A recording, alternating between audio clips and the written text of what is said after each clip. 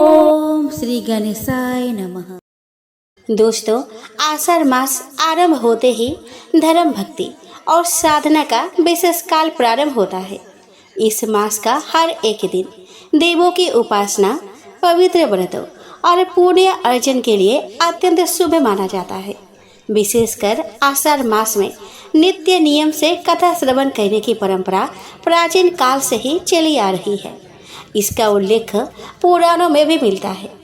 इस मास की विशेषता यह है कि यह चतुर्मास का प्रारंभ करता है, जब स्वयं भगवान विष्णु योग निद्रा में चले जाते हैं और इस दौरान भक्तजन हर दिन भगवत कथा, हरि नाम संकीर्तन, पुराणों का श्रवण और विशेष व्रत कथाओं को सुनते हैं, जिससे उनका जीवन पुण्यमय बनता है।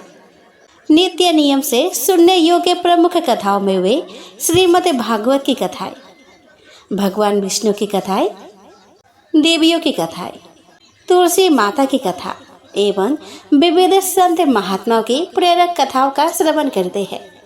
इन कथाओं का नित्य श्रवण करने से जीवन में शांति, समृद्धि और मोक्ष का मार्ग प्रशस्त होता है। यह आत्मा को शुद्ध करता है और मन को प्रभु चरणों में स्थिर करता है। तो चलिए हम आज इस वीडियो में सुनते हैं आषाढ़ मास में नित्य नियम से सुनी जाने वाली कुछ दुर्लभ एवं पवित्र कथाओं को। सबसे पहले हम श्रवण करें भगवान गणेश की कथा। दोस्तों, प्राचीन काल की बात है। नैमिषारण्य आरण्य क्षेत्र में ऋषि, महर्षि और साधु संतों का समाज जुड़ा था। उसमें श्री सूत जी भी विद्यमान थे।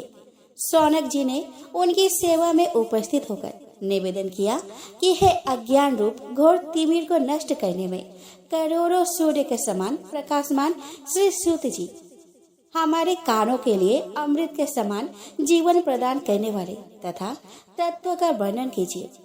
हे सूत जी, हमारे हृदय में ज्ञान के प्रकाश की बुद्धि तथा भक्ति, वैराग्य और विवेक की उत्पत्ति जिस कथा से हो सकती है, वह हमारे प्रति कहने की कृपा कीजिए। शौनक जी की जिज्ञासा से सूत जी बड़ी प्रसन्न हुए। पुरातन इतिहासों के स्मरण से उनका शरीर पुलकायमान हो रहा था। शौनक जी की जिज्ञासा से सूत जी बड़े प्रसन्न हुए। पुरातन इतिहासों के स्मरण से उनका शरीर पुलकायमान हो रहा था। वे कुछ देर उसी स्थिति में विराजमान रहकर कुछ विचार करते रहे और अंत में बोले कि शौनक जी, इस विषय में आपके चित्त में बड़ी जिज्ञासा है। आप धन्य है जो सदैव ज्ञान की प्राप्ति में तत्पर रहते हुए विभिन्न पुराणों कथाओं की जिज्ञासा रखते हैं। आज मैं आपको ज्ञान के परम स्रोत रूप श्री गणेश जी का जन्म कर्म रूप चरित्र सुनाऊंगा। गणेश जी से ही सभी ज्ञानों, सभी विद्याओं का उद्भव हुआ है।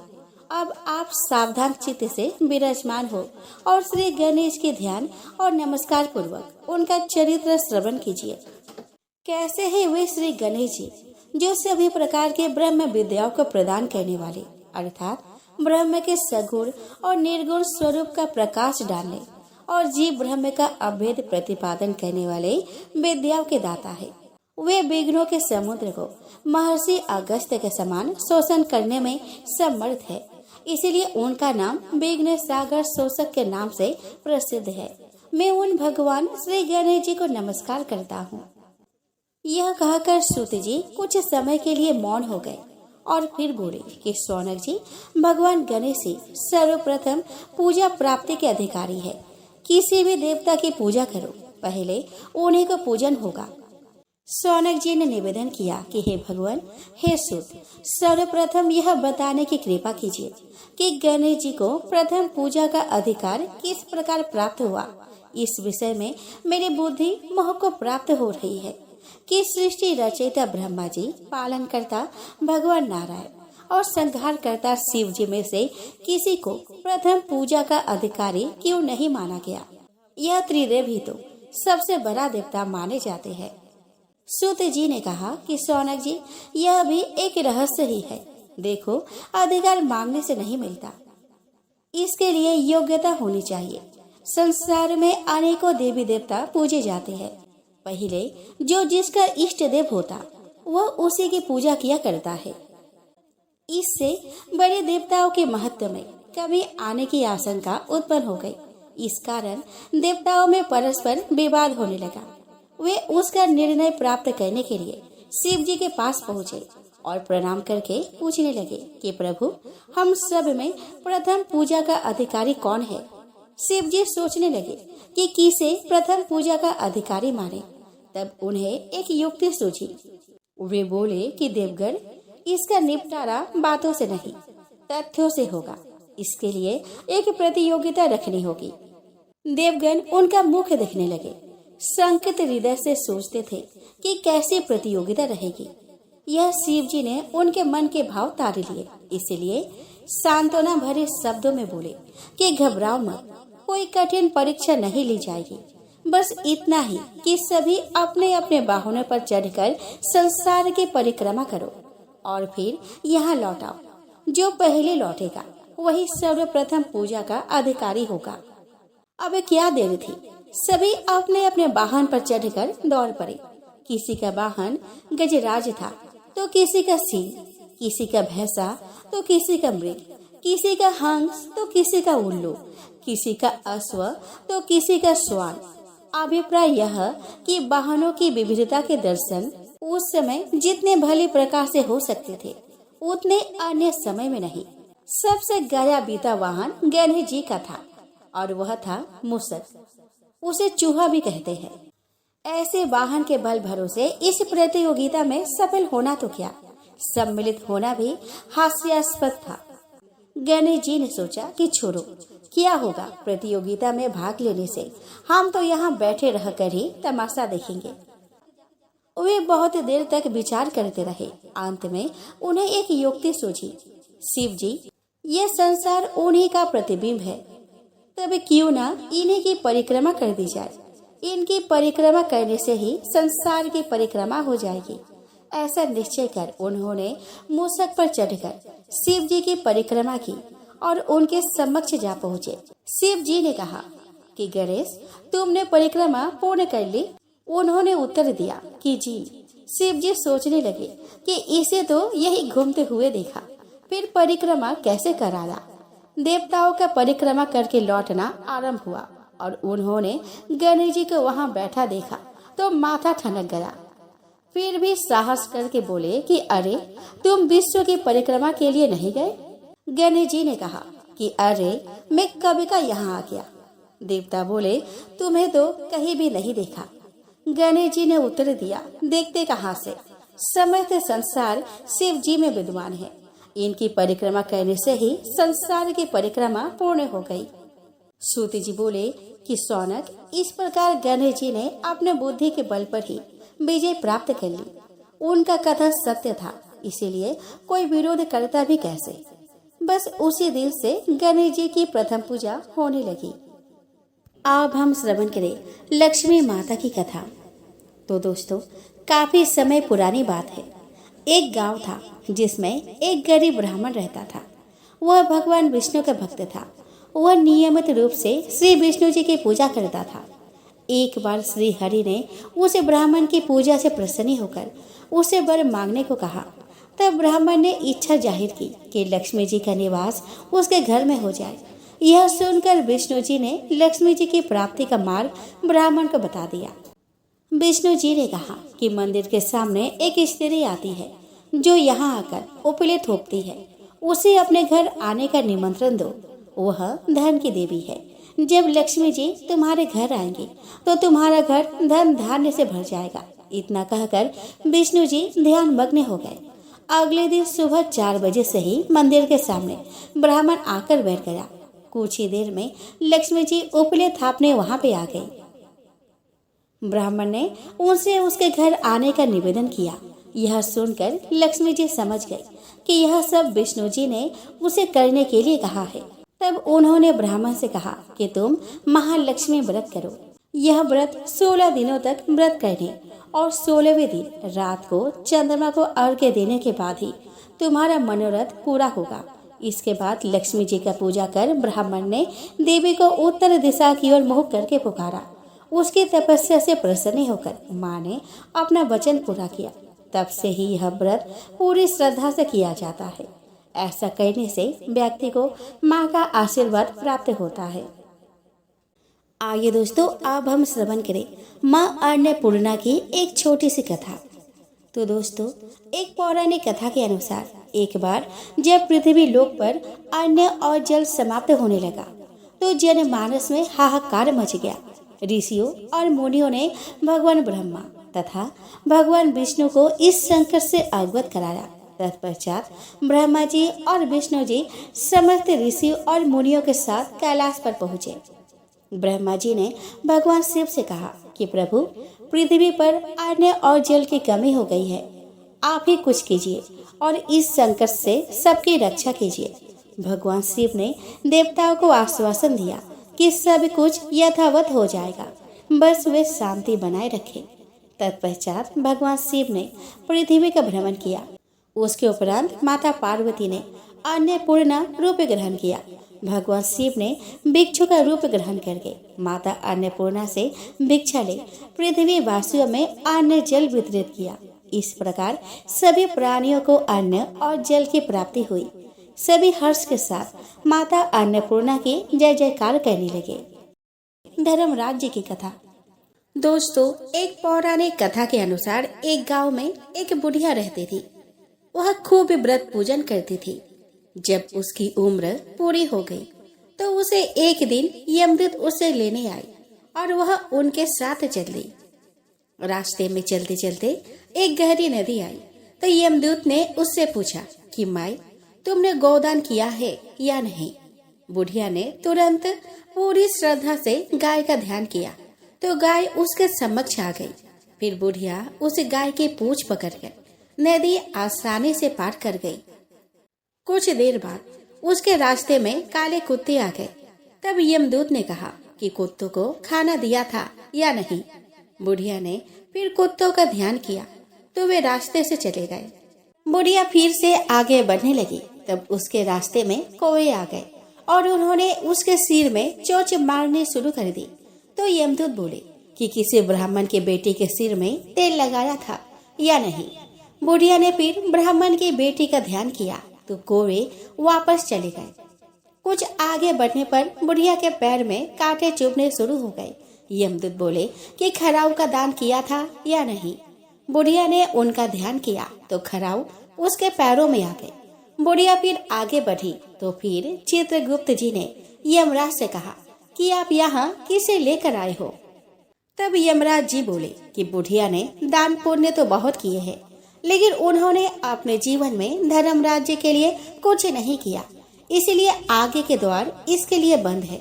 धर्मराज की सारी बात सुनने के बाद बुढ़िया बोली कि आप मुझे सिर्फ 7 दिन के लिए धरती पर वापस भेज दे। मैं पूरी श्रद्धा से धर्मराज जी का व्रत और उद्यापन करके वापस यहाँ लौट आऊंगी। यमराज ने उन्हें धरती पर वापस भेज दिया। बुढ़िया अपने गांव आ गई और गांव वालों ने उसे भूतनी समझकर अपने घर के दरवाजे बंद कर दिए। वह जब अपने घर गई तो उसके बहू बेटे ने भी डर के मारे घर के दरवाजे बंद कर दिए। बुढ़िया ने कहा कि मैं भूतनी नहीं हूँ, मैं तो धर्मराज की आज्ञा से सिर्फ 7 दिन के लिए धरती पर वापस आई हूँ। इन 7 दिनों में मैं धर्मराज का व्रत और उद्यापन करूंगी, जिससे मेरे लिए परलोक के रास्ते खुल जाएंगे। बुढ़िया की बातें सुनकर बहू बेटे उसके लिए पूजा की सामग्री ले आए, लेकिन जब बुढ़िया कहानी कहती है तब वह हुंकारा नहीं भरते। जैसे बुढ़िया बाद में अपने पड़ोसन को कहानी सुनाती है और वह हुंकारा भरती है। इस तरह से 7 दिन धर्मराज जी की विधि विधान व्रत पूजा और उद्यापन करने के बाद धर्मराज जी बुढ़िया को लेने के लिए विमान भेजते हैं। स्वर्ग से आए विमान को देखकर उसके बहू बेटों के साथ सारे गांव वाले भी स्वर्ग जाने को तैयार हो गए। बुढ़िया ने कहा कि तुम कहाँ तैयार हो रहे हो? मेरी कहानी तो सिर्फ मेरी पड़ोसन ने सुनी है, इसीलिए वही मेरे साथ जाएगी। तब सारे गांव वाले बुढ़िया से धर्मराज जी की कहानी सुनाने का आग्रह करने लगे। तब बुढ़िया उन्हें भी कहानी सुना देती है। कहानी सुनने के बाद गांव के सभी लोग विमान में बैठकर स्वर्ग जाते हैं। तो धर्मराज जी कहते हैं कि मैंने तो विमान केवल बुढ़िया को लाने के लिए भेजा था। तब बुढ़िया माई ने कहा कि हे धर्मराज जी, मैंने अपने जीवन में जो भी पुण्य किया है उसमें से आधा भाग मैं गांव वालों को देना चाहती हूँ। इस तरह से धर्मराज ने ग्राम वासियों को भी स्वर्ग में जाने दिया। तो हे धर्मराज महाराज, जैसे आपने बुढ़िया और उसके गांव के सभी लोगों को स्वर्ग में जगह दी, उसी तरह हमें भी देना। साथ ही कहानी सुनकर हुंकारा भरने वालों को भी और कहानी कहने वालों को भी परलोक में जगह देना। तो प्रेम से बोलिए, धर्मराज महाराज जी की जय, यमराज महाराज जी की जय हो। पोपा बाई की कथा। तो दोस्तों, किसी गांव में एक भाई बहन रहते थे। भाई की शादी हो गई थी, लेकिन उसकी बहन की शादी नहीं हुई थी। बहन का नाम पोपा बाई था। पोपा बाई हमेशा व्रत और नियम करती थी। एक दिन उसके भाई भाभी ने उससे शादी करने के लिए कहा। तब उसने शादी के लिए मना कर दिया। उसने अपने भाई भाभी से कहा कि मेरे रहने के लिए गांव के बाहर ही एक झोपड़ी बनवा दो, मैं उसी में रहकर अपना जीवन व्यतीत कर लूंगी। और उसके बाद उसने गांव के सभी लोगों से कहा कि हे गांव वालों, आप लोग अपने अपने गाय बछड़े को मेरे झोपड़ी के पास चरने के लिए छोड़ दिया करो। मैं सभी के गाय बछड़े को देखभाल किया करूंगी और जो भी बचा कुचा खा रहा हो वह भेज देना, मैं वही खाकर रह लूंगी। इसी तरह बहुत दिन बीत गए। एक दिन उस देश का राजा शिकार खेलने जंगल को जा रहा था। उसकी नजर गांव के बाहर बने पोपा बाई के झोपड़े पर पड़ी। राजा झोपड़े के पास जाकर आवाज लगाने लगा कि यहाँ कौन रहता है। जब कोई भी उत्तर नहीं मिला तो झोपड़े के दरवाजे को खटखटाने लगा। खटखटाने की आवाज सुनकर पोपा बाई ने अंदर से ही पूछा कि बाहर कौन है, बार बार दरवाजा क्यों खटखटा रहे हो, क्या काम है। तब राजा ने उत्तर दिया कि मैं इस देश का राजा हूँ, मैं तुम्हारे साथ विवाह करना चाहता हूँ। पोपा बाई ने कहा कि अपने महल को लौट जाओ, मैं पराये पुरुष का मुंह नहीं देखती। लेकिन राजा ने उसके बात पर ध्यान नहीं दिया। वह बलपूर्वक पोपा बाई को उठा अपने घोड़े पर बैठाकर महल की ओर चल पड़ा। पोपा बाई ने राजा को श्राप दिया कि हे राजा, तेरा राजपाट सब नष्ट हो जाएगा। महल में पहुंचकर राजा ने अपनी रानियों से सारी बात बताई। पूरी बात सुनकर रानियों ने राजा से अनुरोध किया कि पोपा बाई को सही सलामत उसके झोपड़े पे छोड़ आए। रानियों के कहे अनुसार राजा पोपा बाई को उसके झोपड़ी पर छोड़ने चल पड़ा। रास्ते में पाप की नदी आई जिसमें राजा डूब गया। पोपा बाई मृत्यु के बाद धर्मराज के दरबार में पहुंची। वहां धर्मराज ने उसे स्वर्ग का राज दिया। किसी गांव में एक सेठानी की मृत्यु हुई तो वे दोनों मृत्यु लोक से स्वर्ग लोक को आए, लेकिन स्वर्ग का दरवाजा बंद पड़ा था। उन दोनों ने धर्मराज से स्वर्ग का द्वार खोलने के लिए कहा। तब धर्मराज ने कहा कि इस पर पोपा बाई का राज है। सेठ सेठानी ने कहा कि हम पोपा बाई को नहीं जानते। तब धर्मराज ने कहा कि मैं तुम दोनों को 7 दिन के लिए मृत्यु लोक में भेजता हूँ। वहाँ जाकर 8 खोपरा से राई भरकर 5 कपड़ा ऊपर रखकर कहानी सुनना और उद्धापन करना और इस प्रकार कहना कि राज है पोपा बाई का, लेखा लेगी राई राई का। तो प्रेम से बोलिए, पोपा बाई की जय हो। आइए दोस्तों, अब हम श्रवण करें राई बाई की कथा। दोस्तों, किसी गांव में माँ बेटी रहती थी। बेटी का नाम राई था। वह बहुत सुंदर और सुशील थी। भगवान कृष्ण की पक्की भक्त थी। एक बार भगवान कृष्ण उसकी परीक्षा लेने हेतु डांसरिया बेचने वाले बनकर आए और आवाज देने लगे। आवाज सुनकर राई अपने माँ से बोली कि मुझे भी डांसरिया चाहिए। माँ बोली कि मैं पैसे कहाँ से लाऊं? बाजरी है वो ले जा। बाजरी के भगवान ने फूंक मारी तो फूस उड़ के राई के आंख में चली गई। राई जोर जोर से रोने लगी। भगवान वहाँ से अंतर ध्यान हो गए। वैद्य का रूप धारण कर वह वहाँ पे आ गए और आवाज देने लगे। राय की माँ बाहर आई और बोली कि वैद्य जी, मेरे बेटी की आंख में फूस गिर गया है, उसे निकाल दो। भगवान बोले कि अगर मैं फूस निकाल दूं तो उसका विवाह मेरे साथ करना पड़ेगा। राय की माँ तैयार हो गई, सगाई कर दी। 11 के दिन विवाह निश्चित किया गया। माँ सोचने लगी कि बेटी को क्या दूंगी। सोने के दुकान पर जाकर बोली कि मेरी बेटी के लिए लौंग और बिछिया बना दे। सुनार बोला कि मेरे पास समय नहीं है, मैं तो कृष्ण भगवान के गहने बना रहा हूँ। वो हलवाई की दुकान पर गई और हलवाई वाला ने उसे वही जवाब दिया। उसके बाद वह बनिया के दुकान पर गई, पर बनिया वाला भी वही बात बोला। माँ परेशान हो गई और परेशान होकर वो घर आ गई। अब वो करे भी तो क्या करे। जब वो घर आई तो वो देखी कि उसकी झोपड़ी महल में बदल गई है। माँ बड़ी ही आश्चर्यचकित हो गई एवं यह सबको भगवान का आशीर्वाद मानकर आनंद हो विवाह की तैयारी करने लगी। भगवान बारात लेकर आए। माँ ने खूब ठाठ से राय का विवाह भगवान कृष्ण के साथ कर दिया। भगवान राय को लेकर द्वारका गए तो राय के महल में ही वह रहने लगे। दूसरी रानियां चिढ़ने लगी। कुछ दिनों बाद राय पिहर गई। भगवान ने सोचा कि राय के लिए तीज भेजूं। उन्होंने 7 जरी के बेस व 5 सोने के पचेट रखे। 2 हंसों को बुलाया और बोले कि सीधे राय के पिहर जाना, कहीं मत रुकना। राधा रुक्मिणी को पता चला तो उन्होंने हंसों को अपने महल में बुलाकर कहा कि थोड़े मोती चुग ले। हंस आ गए, मोती चुगने लगे। राधा रुक्मिणी ने सारा सामान निकालकर उसमें फटे पुराने कपड़े और 5 कांटे बांध दिए। पोटली हंस को दे दिया। हंस सामान लेकर राय के पास गए। राय खुशी से नाचने लगी। जैसे ही पोटली खोली, 5 अंगुलियों में 5 कांटे चुभ गए। राय दुखी हुई। सावन खत्म हुआ तो भगवान लेने आए। राय भगवान से नहीं बोली। भगवान आए तो राय दूर दूर हो जाए। भगवान ने सोचा कि कोई बात नहीं। राय फिर भी नहीं बोली। इतने पर भी राय भगवान को अपने महल में ही जिमाती। भोजन में दही जरूर देती। एक दिन भगवान बिल्लो गाना के दही खा गए। अब राय दही कहाँ से रखे। भगवान गुजरी बनकर दही बेचने आ गए। राय नीचे जाकर बोली कि थोड़ा दही दे दो।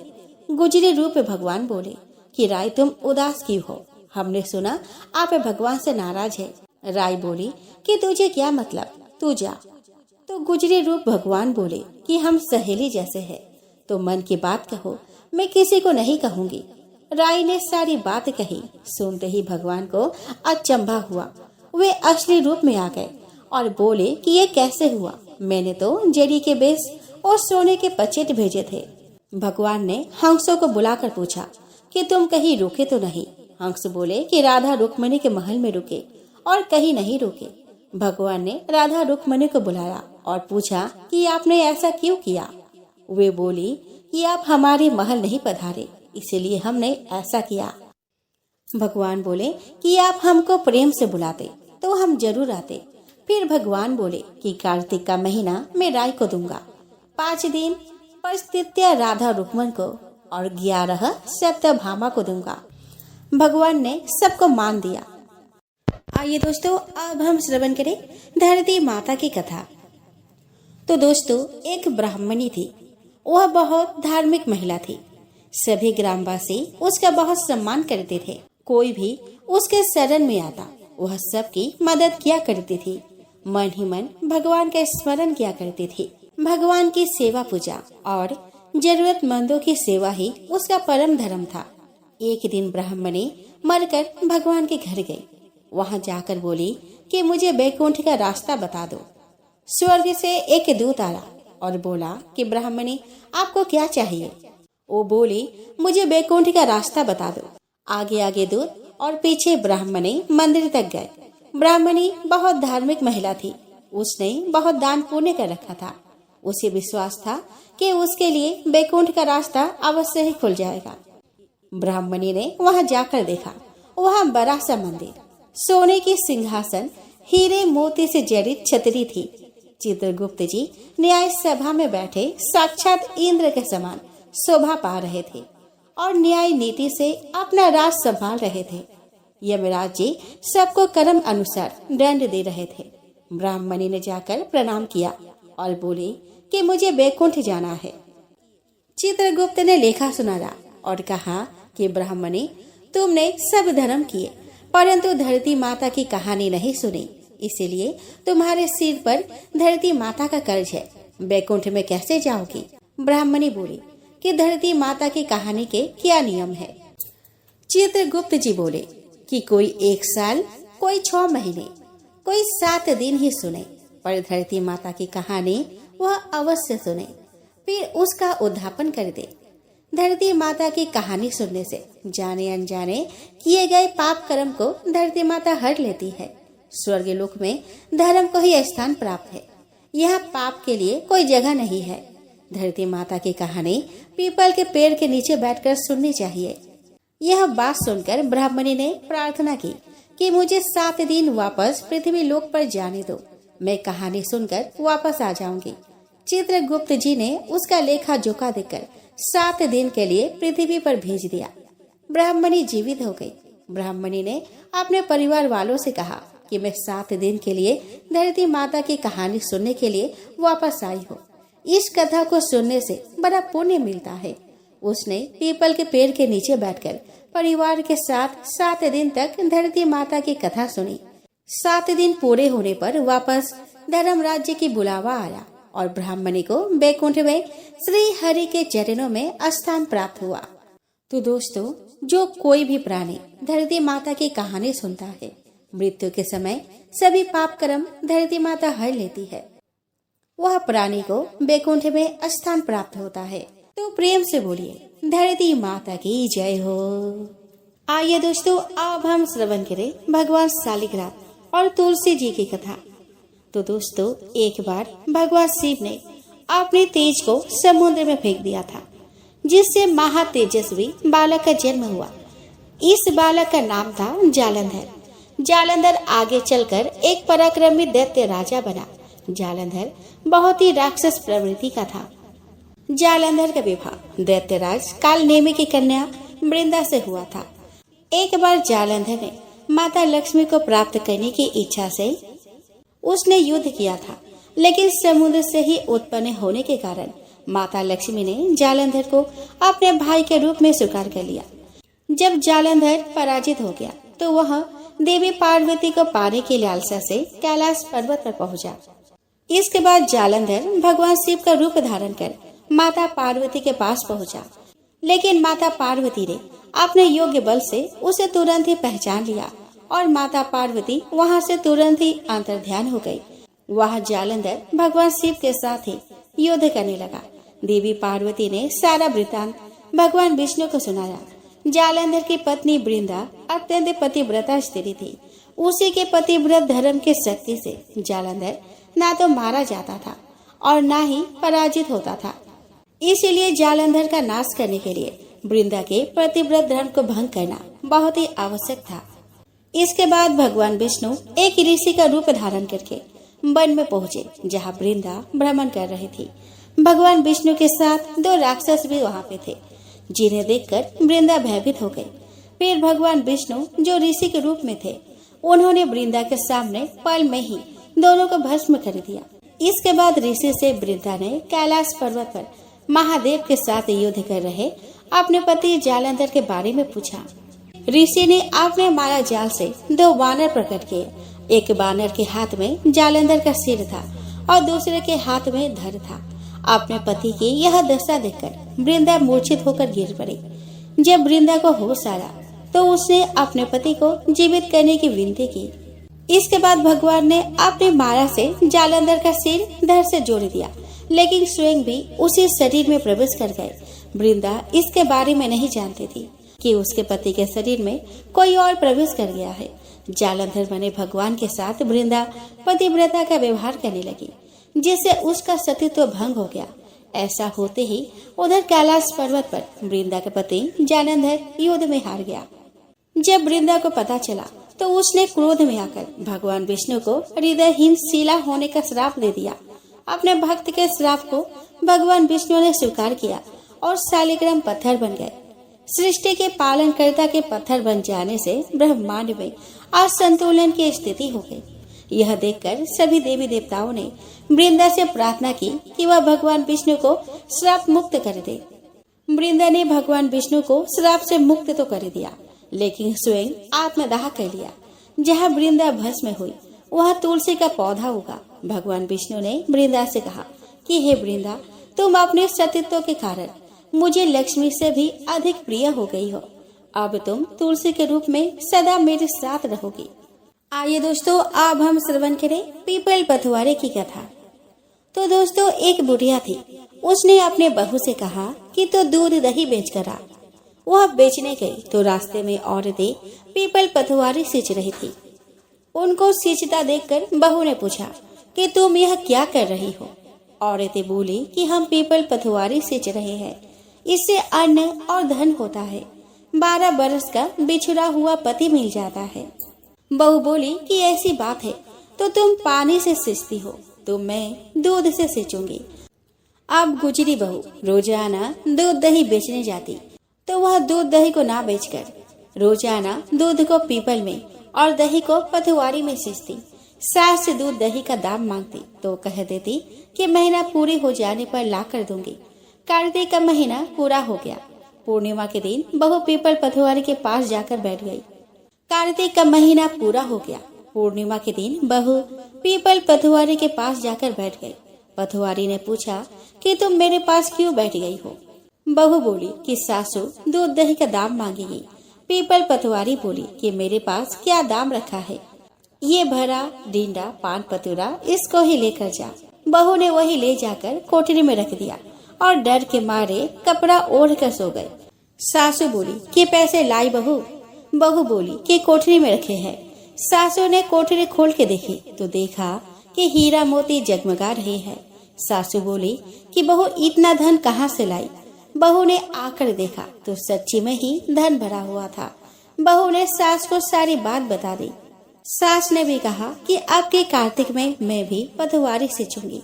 कार्तिक आया, सास दूध दही तो बेच आती, हांडी धोकर पीपल पथवारी में चढ़ा देती। आकर बहू से कहती कि मेरे से दाम मांगो। वह कहती कि सासू जी, कोई बहू भी दाम मांगती है, मगर सासू कहती है कि तुम मांग। बहू बोली कि सासू जी पैसे ले आओ। तो सास पीपल पथवारी के पास जाकर बैठ गई। पीपल पथवारी ने सास को पान पतूरा भरा डींडा दे दिया। उसने उसे लेकर कोठरी में रख दिया।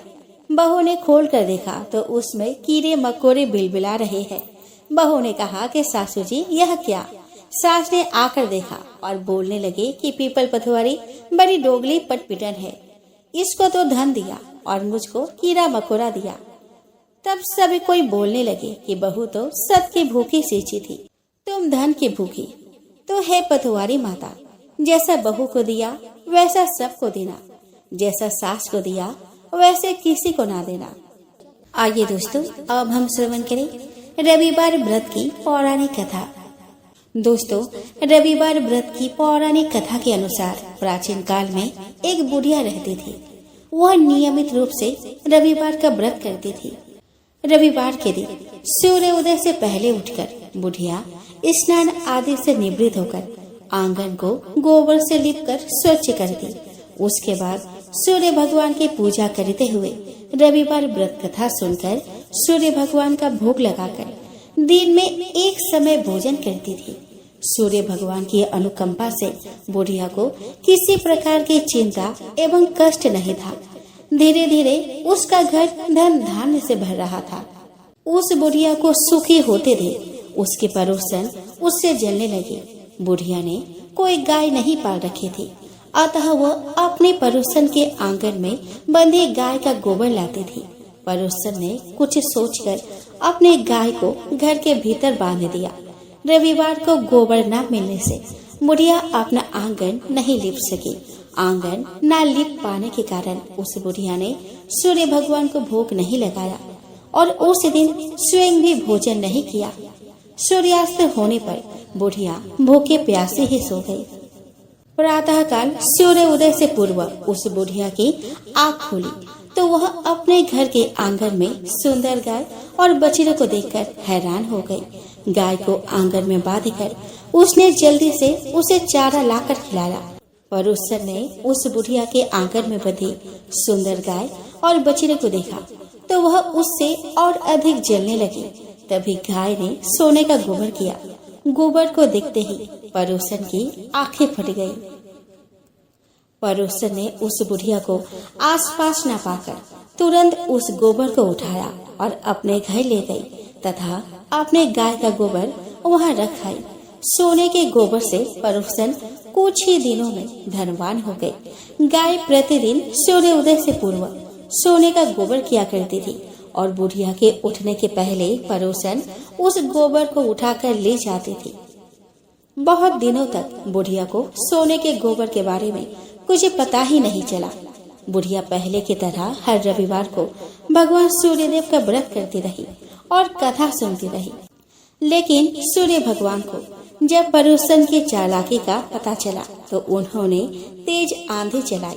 आंधी का प्रकोप देखकर बुढ़िया ने गाय को घर के भीतर ही बांध दिया। सुबह उठकर बुढ़िया ने सोने का गोबर देखा तो उसे बहुत आश्चर्य हुआ।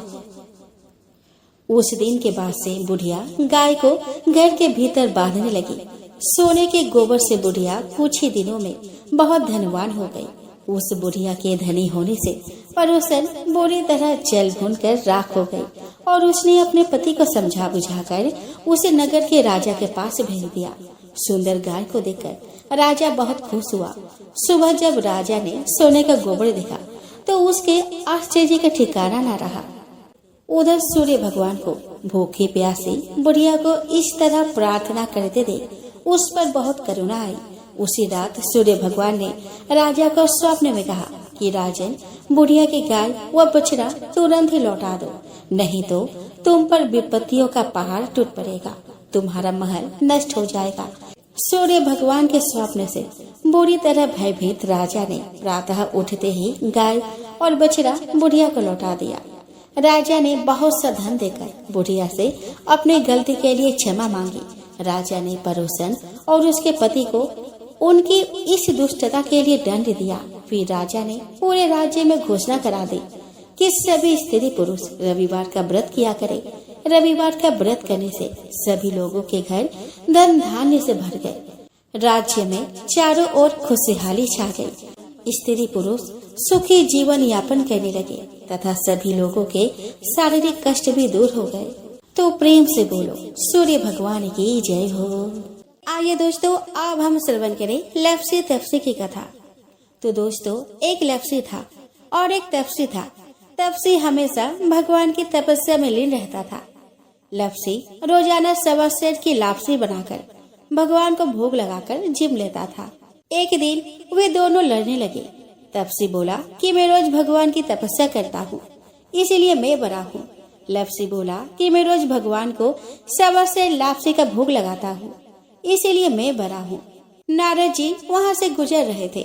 दोनों को लड़ता देखकर उनसे पूछा कि तुम क्यों लड़ रहे हो। तपसी ने खुद को बड़ा होने का कारण बताया और लफ्सी ने अपना कारण बताया।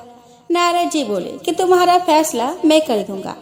दूसरे दिन लफ्सी और तपसी नहाकर अपने रोज की भक्ति करने आए तो नारद जी ने छुपकर 1.25 करोड़ की एक अंगूठी उन दोनों के आगे रख दी। तपसी की नजर जब अंगूठी पर पड़ी तो उसने चुपचाप अंगूठी उठाकर अपने नीचे दबा ली। लफ्सी की नजर अंगूठी पर पड़ी लेकिन उसने ध्यान नहीं दिया। भगवान को भोग लगाकर लापसी खाने लगा। नारद जी सामने आए तो दोनों ने पूछा कि कौन बड़ा है। तो नारद जी ने तपसी से खड़ा होने को कहा तो खड़ा हुआ तो उसके नीचे दबी अंगूठी दिखाई पड़ी।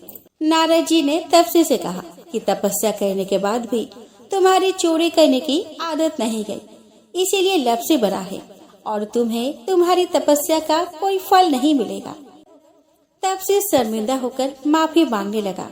उसके बाद उसने नारद जी से पूछा कि मुझे मेरी तपस्या का फल कैसे मिलेगा। तो नारद जी ने कहा कि यदि कोई गाय और कुत्ते की रोटी नहीं बनाएगा तो फल तुझे मिलेगा। यदि कोई ब्राह्मण को भोजन करवाकर दक्षिणा नहीं देगा तो फल तुझे मिलेगा। यदि कोई साड़ी के साथ ब्लाउज नहीं देगा तो फल तुझे मिलेगा। यदि कोई दिए से दिया जलाएगा तो फल तुझे मिलेगा। यदि कोई सारी कहानी सुने लेकिन तुम्हारी कहानी नहीं सुने तो फल तुझे मिलेगा। तो दोस्तों, उसी दिन से हर व्रत कथा कहानी के साथ लफ्सी तपसी की कहानी भी सुनी और कही जाती है।